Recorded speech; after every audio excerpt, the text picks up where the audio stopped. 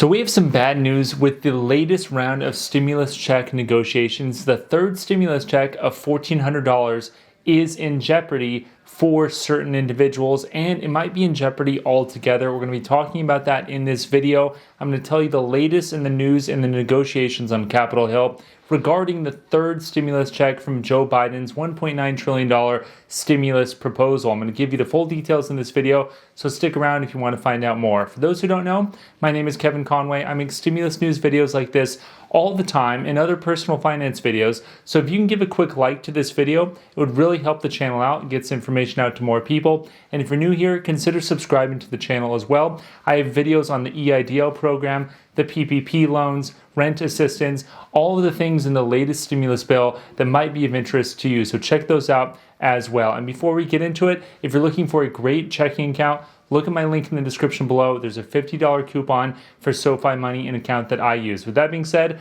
let's just jump right into the very latest in the stimulus check negotiations. So here's what we know right now. Joe Biden came to office and proposed verbally a $1.9 trillion stimulus bill. The key thing is it was a verbal proposal of the bill, and so we don't actually have the text of it right now. The reason why that's worrisome is because it is verbal, it is still being negotiated right now. Apparently, Joe Biden is on the phone with various senators from the right and the left right now, debating on whether or not certain provisions should make it into the final stimulus bill. What we do know is that Senate Minority Leader Mitch McConnell, remember he was a majority leader and just became the minority leader, a very powerful voice in the Republican Party, said that the $1.9 trillion stimulus package is not the right approach. Rather, he'd rather see a targeted package instead of huge amounts of money for those who don't need the stimulus check. This sounds very similar to Democrat Joe Manchin, who went ahead and said that he doesn't support stimulus checks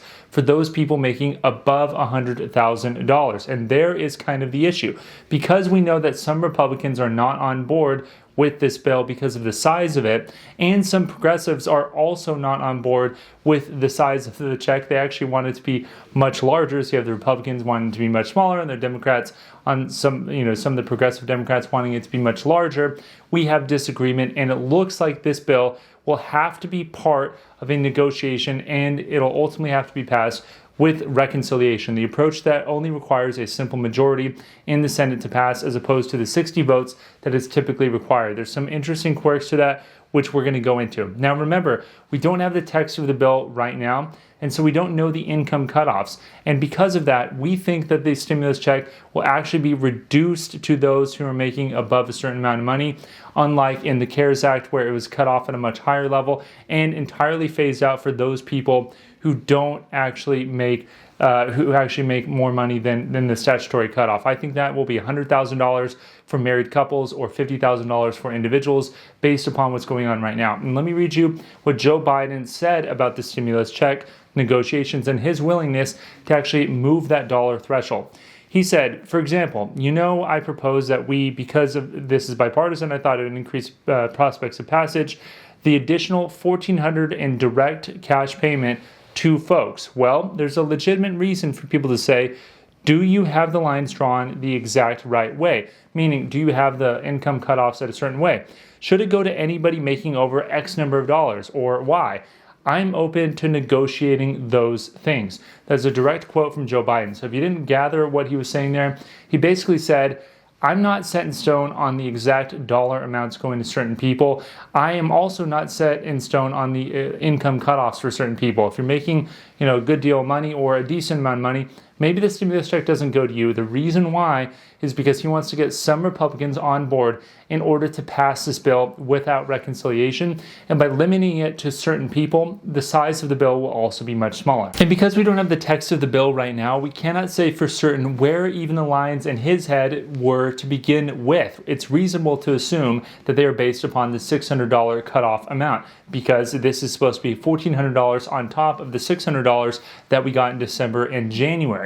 Another worrying point is the fact that children under the proposal that we thought that he was bringing out right now, we're supposed to get the $1,400 because, again, it was a true up all the way to $2,000 on the $600 checks from December, and those $600 checks were given to adults and also to children. And so it's reasonable to assume that $1,400 would be for the children as well. The worrying part right now in the fact that he's willing to negotiate and also cut down the size of the bill means that perhaps children, that $1,400 won't exactly go to them. It'll be reduced in some manner. So we think that the income cutoffs might be reduced from where they were in the CARES Act, which is $75,000 for an individual or $150,000 for married couples filing jointly. We think that amount can actually be reduced down to below the six-figure threshold that Joe Manchin and Joe Biden and several Republicans have also stated as kind of the psychological threshold for people who are making too much money, if you will.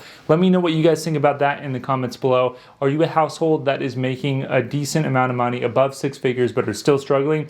I'm sure there's many people like that because the cost of living in Kentucky is a lot different than it is in Manhattan. So we're going to know a lot more about the state of this bill later on this week. Hopefully we can get the actual text of the bill from the House of Representatives as soon as this Friday. That's what I expect to actually happen on the most optimistic basis. So subscribe to the channel if you want to stay informed on the very latest with the stimulus check negotiations. Now, what else did Joe Biden say in his speech yesterday?